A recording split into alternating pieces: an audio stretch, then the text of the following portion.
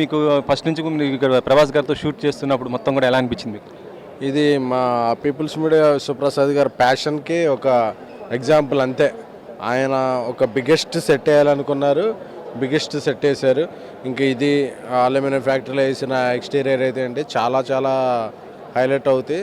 సినిమాలో చూసినప్పుడు అందరూ థ్రిల్ అవుతారు. షూటింగ్ మేజర్ షూటింగ్ ఇక్కడే జరిగిందా దీంట్లోనే? లేదండి, ఇక్కడ అల్యూమినియం ఫ్యాక్టరీ ఇంకా అదర్ ప్లేసెస్ 3-4 ఇంకొక ప్లేస్ ఉంది అక్కడ శంషాబాద్కి వెళ్ళేది రూట్లో.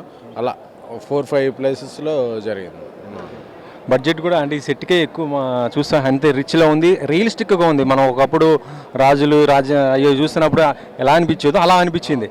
సో బడ్జెట్ కూడా దీనికి ఎక్కువ అయి ఉంటుంది కదా. అంటే ఇది కాంప్రమైజ్ అవ్వకుండా చేయాలి అనేది డైరెక్టర్ గారు అయితే ఏంటి, నిర్మాత ఏంటి, ప్రభాస్ గారు అయితే ఏంటి, అందరూ కూడా ఒక విజన్తో చేసిన సినిమా. సో ఇది ఎవరు ఎక్కడ కాంప్రమైజ్ అవ్వలేదు. సో ఆ అవుట్పుట్ టీజర్లోను, ట్రైలర్లోను, సినిమాలో వీటన్నిటి మించి ట్రైలర్, ఎందుకంటే కొన్ని దాచేయాల్సి వస్తాయి టీజర్ ట్రైలర్స్లో, సినిమాలో ఇంకా బాగా కనిపిస్తుంది.